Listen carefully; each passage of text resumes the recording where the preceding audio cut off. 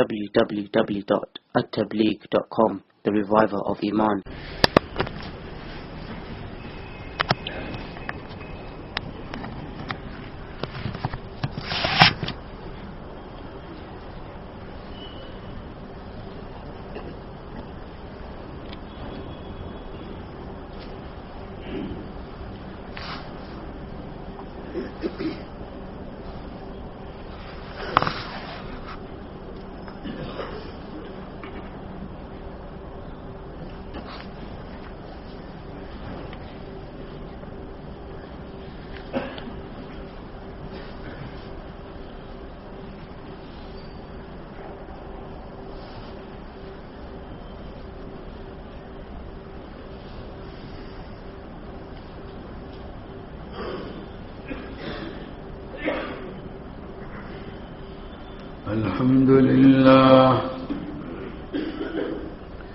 الحمد لله نحمده ونستعينه ونستغفره ونؤمن به ونتوكل عليه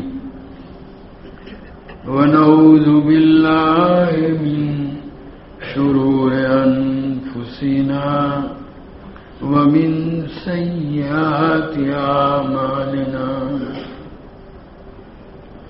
ونعوذ بالله من شرور أنفسنا ومن سيئات أعمالنا من يهده الله فلا مضل له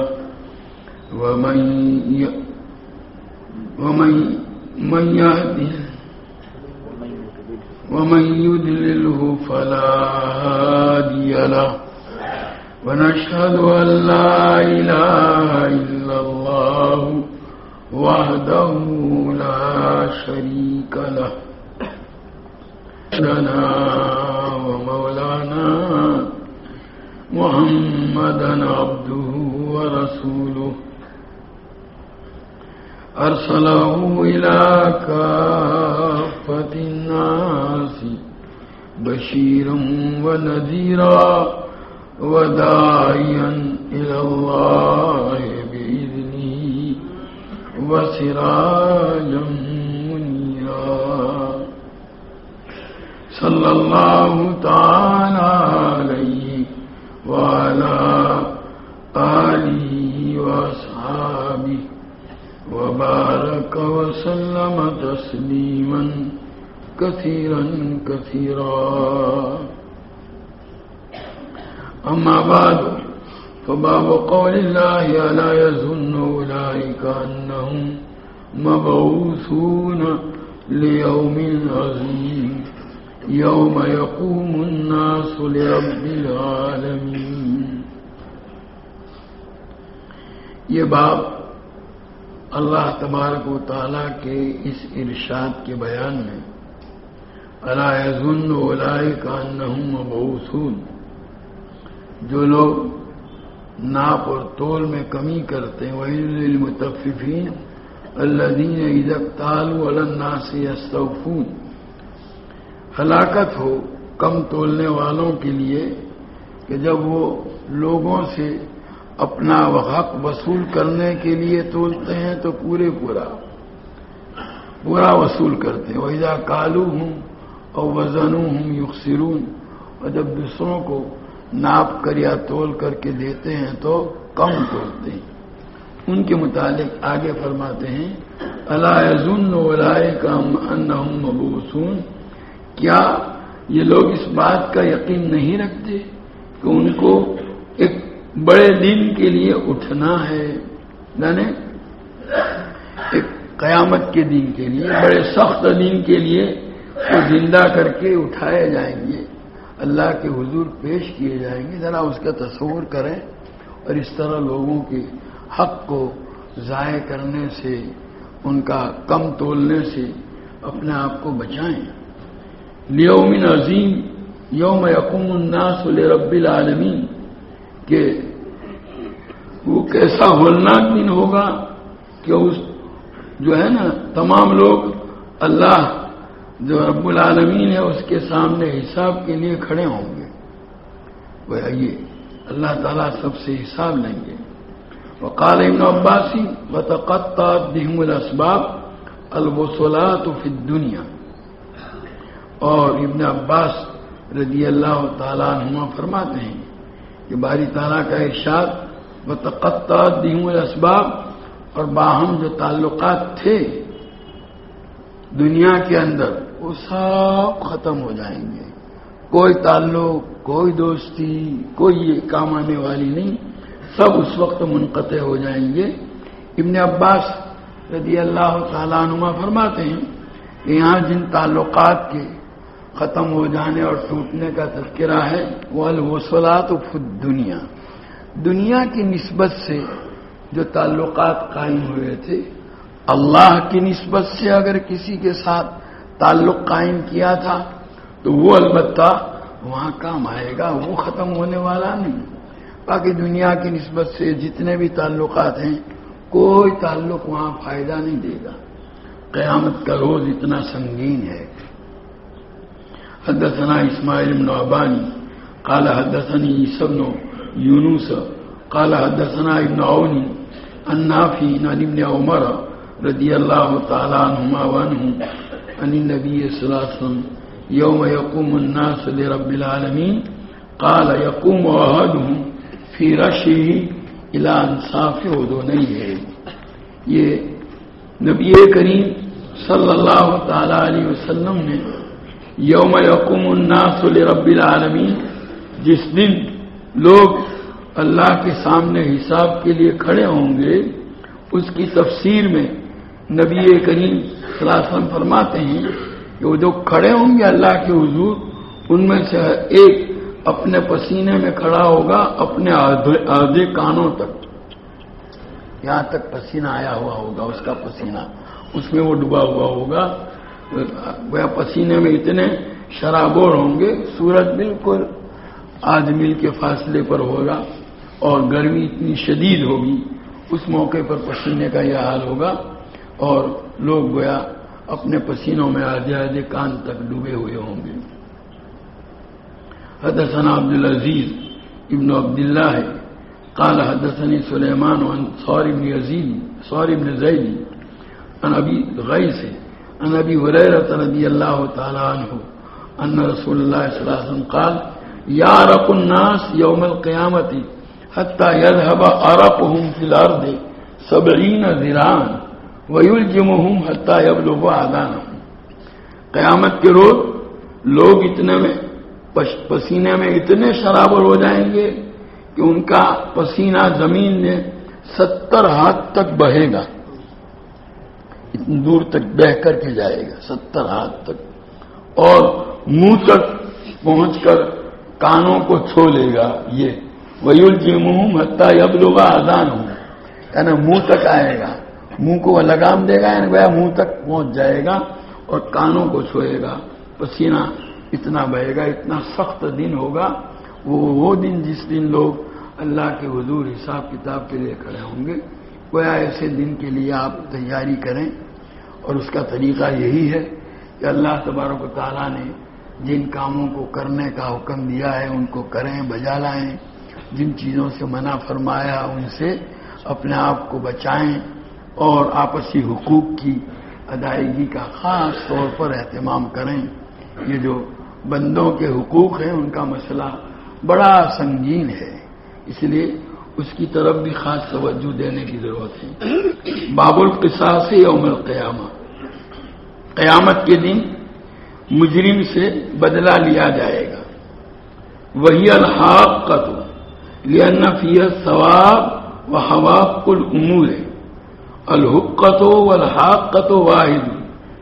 یہ قیامت کے مختلف نام جو قرآن کے اندر آئے ہیں، ان میں سے بعض ناموں کو امام بخاری رحمۃ اللہ علیہ یہاں پر بیان فرما رہے ہیں۔ ایک تو نام اس کا الحاقہ، یہ حق یحق سے ہے، یعنی قیامت کا ثبوت برحق ہے، وہ آ کر کے رہے گی، تو اس معنی کر کے اس کو حق کا کہا گیا ہے۔ یا اس دن لوگوں کو ان کے اعمال کا بدلہ دیا جائے گا، اس لیے اس کو وہ برحق امور اس دن وجود میں آئیں گے، اس لیے اس کو حقہ کا نام دیا گیا ہے۔ حواق یہ حقن کی جمع ہے، ہر چیز کا درمیانی حصہ، یا حواق الامور یعنی برحق باتیں اللہ تبارک تعالیٰ نے جن باتوں کے لیے فرمایا ہے وہ سب اس دن پیش آ کر کے رہے گی۔ والقاریۃ والغاشیۃ والصاخۃ، ایک نام قیامت کا القاریہ ہے۔ قرا یقرأ کا معنی ہے دروازے کو کھٹکھٹانا، کھٹکھٹانے والی۔ وہ قیامت کا دن اتنا ہولناک ہوگا کہ لوگوں کے دلوں کو وہ کھٹکھٹائے گا، اس لیے اس کو قاریہ کہتے ہیں۔ غاشیہ، غشی اکشا کا معنی ڈانپ لینا، چھا جانا، وہ ہر ایک پر چھا جائے گی، اس لیے اس کو حلتا کا حدیث الغاشیہ کہا گیا ہے۔ ساخہ یہ بھی قیامت کے ناموں میں سے ایک نام ہے، کانوں کو بہرا کر دینے والی خوفناک آواز، یعنی وہ سور کی آواز جو پھونکی جائے گی نا، وہ اتنی خطرناک ہوگی وہ، تو گویا اس سے کان بہرے ہو جائیں گے۔ تو گویا یہ امام بخاری رحمۃ اللہ علیہ نے یہاں قیامت کے نام بیان فرمائے ہیں۔ والتغابن یہ پانچواں نام، چار یہ تھے، تغابن غبن اہل جنت اہل النار، قیامت کا یہ پانچواں نام ہے، ہار جیت کا دن، یعنی قیامت کے دن جنتی خفیہ طور پر، پوشیدہ طور پر جہنمیوں کو نقصان پہنچائیں گے۔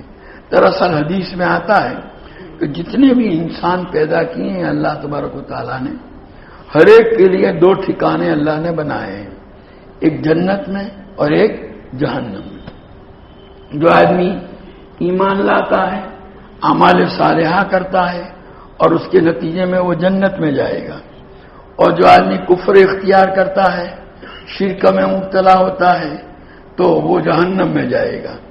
تو جو لوگ جنت میں جائیں گے تو ان کو جنت میں جانے کے بعد ان کا جو اپنا ٹھکانہ ہر ایک کے لیے اللہ نے جنت میں بنایا تھا وہ تو ان کو ملے گا ہی، لیکن وہ جو لوگ جہنم میں گئے نا، ان کی سیٹیں یہاں خالی پڑی، کہاں؟ جنت کے اندر، تو وہ جنت میں ان کے لیے جو بنایا گیا تھا وہ بھی یہ لوگ لے لیں گے۔ کون؟ جنتی۔ اور ادھر جہنم کے اندر جو ہے یہ جہنمی جو گئے ہیں ان کا اپنا جو ٹھکانہ ہے وہ تو ان کو ملے گا ہی، اور وہ جو لوگ جنت میں گئے ان کا ٹھکانہ جو خالی رہا وہ بھی ان کو دیا جائے گا جہنم کے اندر۔ وہ ایک طرح کا ادلا بدلے کا سودا ہوگا، اور اس میں فائدے میں کون رہیں گے؟ جنت والے، اور گھاٹے اور نقصان میں رہیں گے جہنم والے۔ اسی لیے یوم التغابن یعنی گویا ایک گھاٹا کا دن جہنمیوں کے حق میں۔ یہ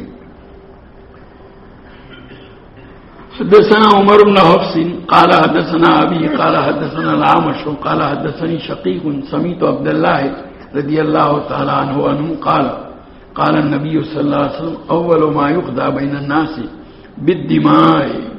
یہ حضرت عبداللہ بن مسعود رضی اللہ تعالیٰ عنہ کی روایت ہے کہ نبی کریم صلی اللہ تعالیٰ علیہ وسلم نے ارشاد فرمایا کہ قیامت کے روز سب سے پہلے بندوں کے درمیان ناحق خون کا فیصلہ ہوگا۔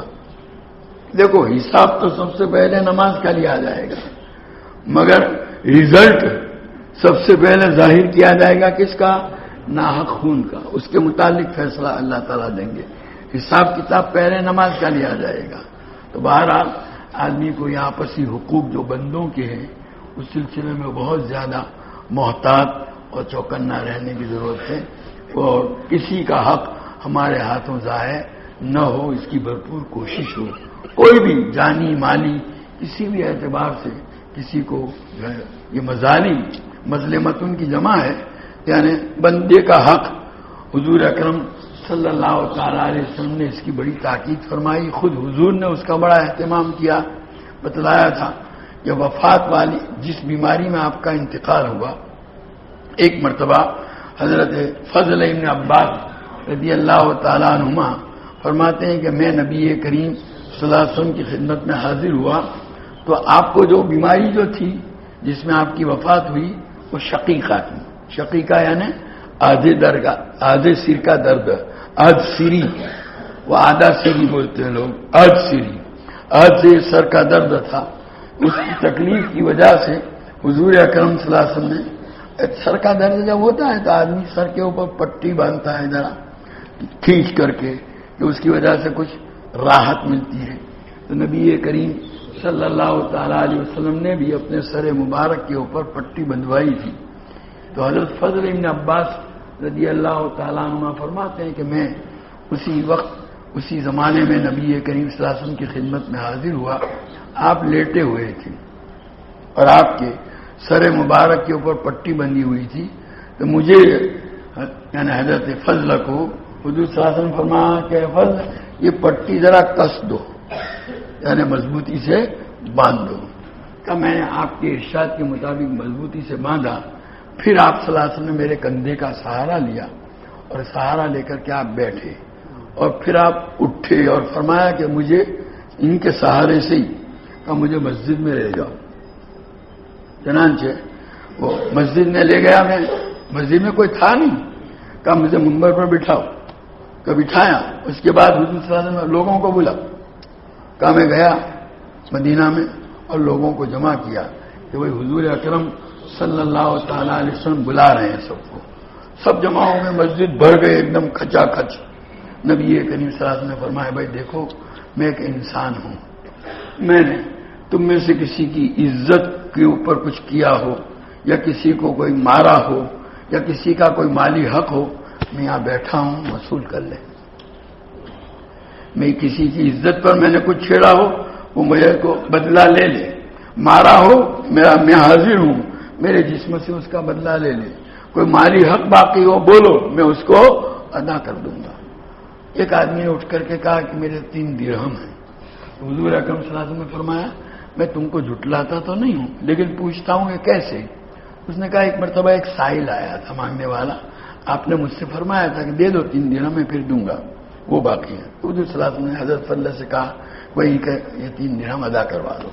بہرحال آپ نے سب سے معافی مانگی، معاف کروایا، اور اس کے بعد پھر حضور صلی اللہ علیہ وسلم حضرت عائشہ رضی اللہ تعالیٰ عنہ کے مکان پر تشریف لے گئے اور وہاں جا کر کے تمام عورتوں کو جمع کیا مدینہ منورہ کی، اور جمع فرمایا ان کے سامنے بھی اسی طرح فرمایا کہ بھائی کسی کا کوئی حق میرے اوپر ہو، میں نے کسی کو کسی بدن میں نقصان پہنچایا، میں موجود ہوں، مار کے بدلہ لے لو، میرے اوپر کوئی مالی حق ہو تو بولو میں ادا کر دوں، اور جو ہے میں نے کسی کی عزت پر کوئی بات کہی ہو تو میں وہ بھی بدلہ لے لوں۔ چنانچہ یہ دونوں کیا آپ نے وفات سے پہلے، اس کے بعد ہی آپ کا انتقال ہوا۔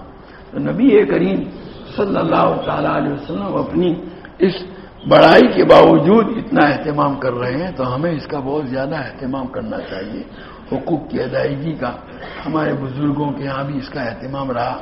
حضرت تھانی رحمۃ اللہ علیہ نے وفات سے پہلے باقاعدہ ایک تحریر جاری کی تھی العذر والنظر کے نام سے، اور اس میں اپنے سے تعلق رکھنے والے تمام کو مخاطب کر کے لکھا تھا کہ بھئی کسی کا کوئی حق میرے اوپر ہو، جانی حق ہو وہ بھی وصول کر لیں، مالی حق کو بدلا دیں وہ بھی میں ادا کر دوں، اور جانی حق ہو تو معاف کر دیں نہیں تو وصول کر دیں۔ تو اس لیے اس کا اہتمام ہونا چاہیے۔ بندوں کے حقوق کا مسئلہ بڑا ٹیڑھا ہے۔ اللہ تعالیٰ کے حقوق کا مسئلہ تو یہ ہے کہ رات کی تنہائیوں میں اندھیریوں میں 2 آنسو بہا دیے، اللہ کے حضور رو لیے اور اللہ سے معافی مانگ لی، اللہ معاف کر دیں گے، وہ بڑے بے نیاز ہیں۔ لیکن بندوں کا حق جب تک کہ بندہ معاف نہ کرے اللہ تعالیٰ چھوڑیں گے نہیں۔ اس لیے اس سلسلے میں جیسے جو بھی حق ہو، جانی مالی، کسی کو گالی دی ہے، کسی پر تہمت لگائی ہے، کسی کی غیبت کی ہے، کسی کو تکلیف پہنچائی ہے۔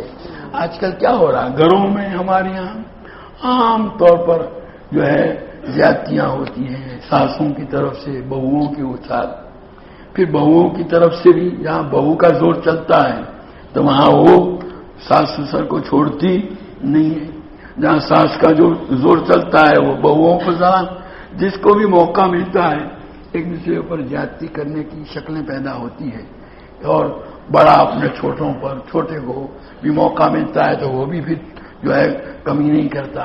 ان ساری چیزوں کے اندر بہت زیادہ اپنے آپ کو بچانے کی ضرورت ہے۔ حضرت ابو مسعود انصاری رضی اللہ تعالیٰ عنہ فرماتے ہیں کہ ایک مرتبہ میں اپنے غلام کی پیٹائی کر رہا تھا. غلام یعنی آج کل تو غلامی رہی نہیں، باقاعدہ اس کی ذات کا پورا مالک. آج تو بہت تو کوئی کسی کے یہاں نوکر ہے، ملازم ہے، غلام نہیں ہے. لیکن غلام آقا کو پورا اختیار ہوتا تھا اس کو بیٹ ڈالنے کا، جو کرنا چاہے. تو کہا ایک مرتبہ کسی بات پر غصے ہو کر کے اپنے غلام کی پٹائی کر رہا تھا تو پیچھے سے آواز آئی، اعلم ابا مسعود، اعلم ابا مسعود، اے ابو مسعود ذرا سمجھ لو، جان لو. میں نے پیچھے مڑ کر کے دیکھا تو نبی کریم صلی اللہ تعالی علیہ وسلم سے آپ فرما للہ اقدر علیک منک علیہ، تم کو اپنے اس غلام پر جتنی قدرت ہے اللہ تعالیٰ کو تم پر اس سے زیادہ قدرت ہے. حضرت ابو مسعود فرماتے ہیں سن کر میں لرز گیا اور میں نے کہا اے اللہ کے رسول آزاد ہے. اسی وقت کہا تو حضور صلی اللہ علیہ وسلم نے فرمایا کہ اگر تم آزاد نہ کرتے للفحت کا نار، جہنم کی آگ تم کو چھو لیتی.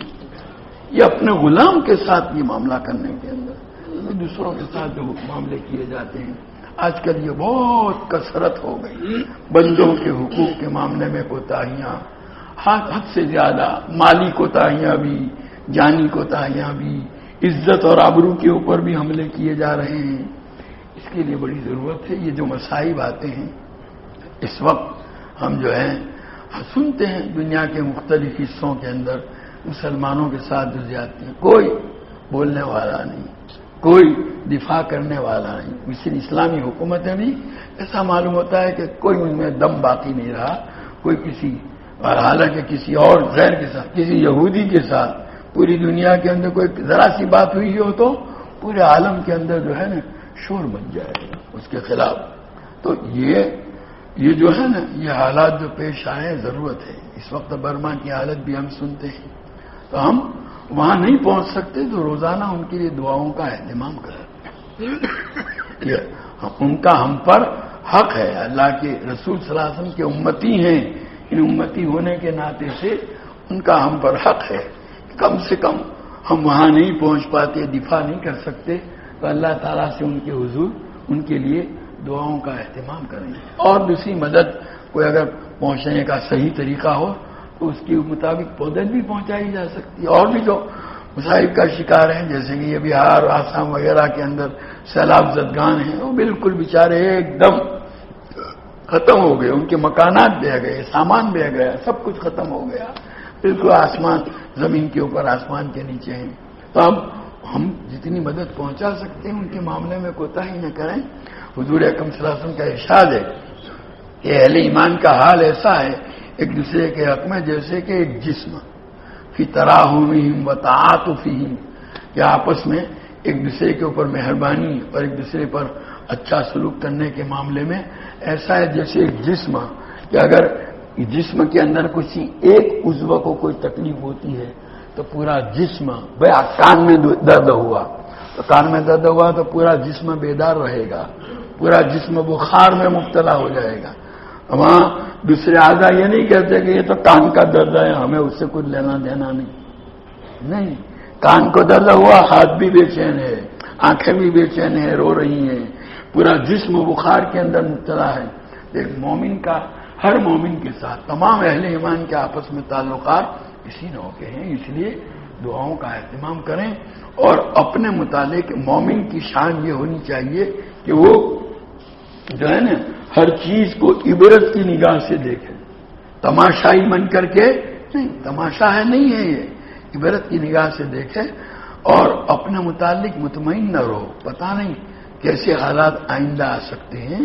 ہم بھی جو ہے نا وہ بارود کے ڈھیر پر بیٹھے ہوئے ہیں. ملک کے جو حالات ہیں ان کے متعلق کوئی یقینی بات کہی جا سکتی نہیں ہے.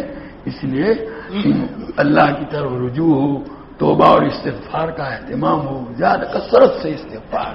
حضور اکرم صلی اللہ تعالی علیہ وسلم ارشاد فرماتے ہیں، حضرت ابو ہریرہ کی روایت بخاری شریف میں، واللہ انی لا استغفر اللہ واتوب الیہ فی الیوم اکثر من 70 مرۃ اللہ کی قسم میں ایک ایک دن میں اللہ کے حضور توبہ اور استغفار 70 سے زیادہ مرتبہ کرتا ہوں.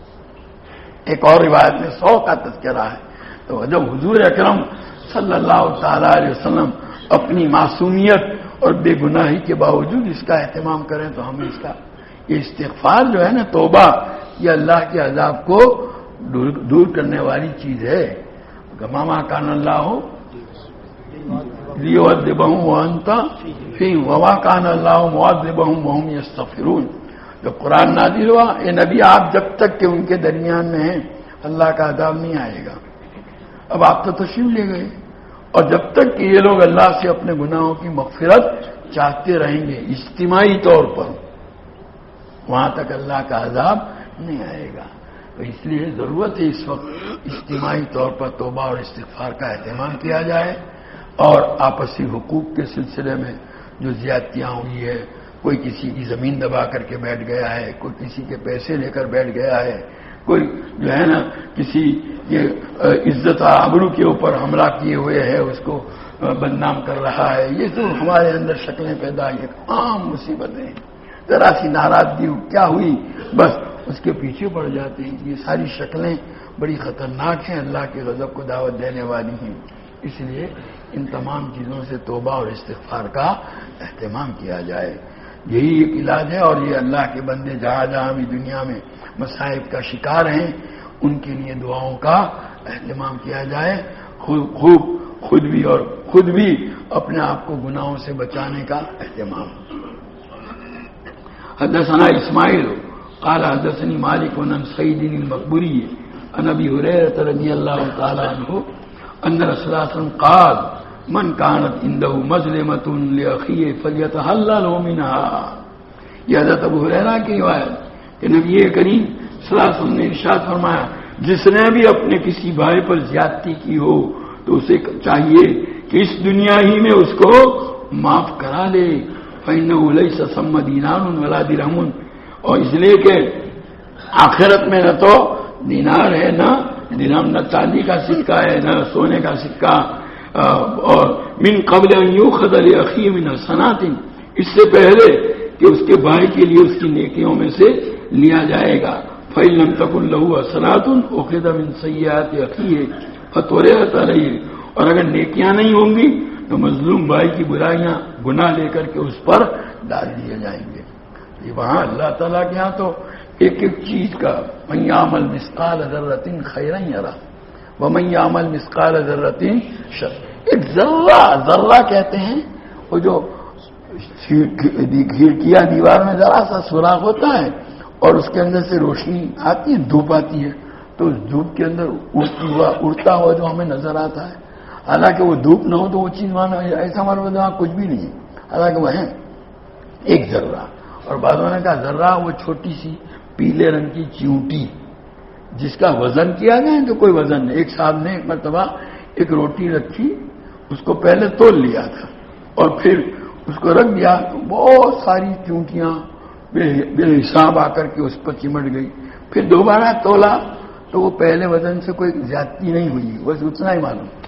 تو یہ کہنے کا حاصل یہ ہے ذرا سی نیکی کی ہوگی وہ بھی اس کا بھی بدلہ اللہ تعالیٰ دیں گے، اور ذرا سا گناہ ہوگا تو اس کا بھی بدلہ دیں گے. اس لیے اللہ تعالیٰ کے یہاں تو وَمَن يَظْلِمْ نَفْسَهُ وَمَن يَعْمَلْ سُوءًا يُجْزَ بِهِ. جو آدمی کوئی برا عمل کرے گا اس کا بدلہ اس کو دیا جائے گا. وہاں اللہ تعالیٰ کے یہاں قانون مکافات ہے، بدلے کا قانون، وہاں کوئی چھوٹ نہیں سکتا. ذرہ برابر بھی برائی اور گناہ ہوا ہوگا تو اس کا بدلہ مل کر کے رہے گا. اس لیے وہی دنیا میں یہ سارے معاملے حل کر لو، آخرت میں اس کا معاملہ بڑا سنگین ہے. اور دنیا کے اندر ہی یہ جو مصائب آ رہی ہیں وہ کیا کم ہیں. اس لیے اس کی طرف خاص توجہ کرنے کی ضرورت ہے. اللہ تعالی ہم سب کو اس کی توفیق اور سعادت عطا فرمائے، اور دعاؤں کا خوب اہتمام کریں.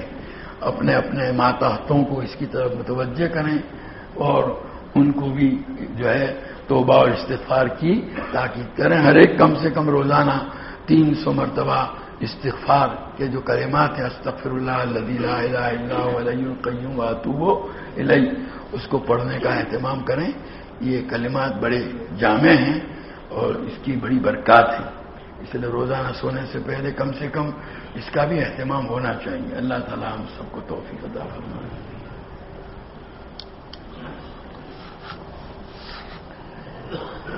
سبحانك اللهم وبحمدك وتبارك اسمك وتعالى جدك ولا إله غيرك. اللهم صل وسلم وبارك على سيدنا ومولانا محمد وعلى آل سيدنا ومولانا محمد كما تحب وترضى بعدد ما تحب وترضى. ربنا ظلمنا أنفسنا وإن لم تغفر لنا وترحمنا لنكونن من الخاسرين.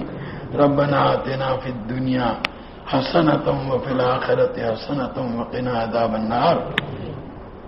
اللهم اغفر لنا ذنوبنا كلها دقها وجلها علانيتها وسرها أولها وآخرها ظاهرها وباطنها.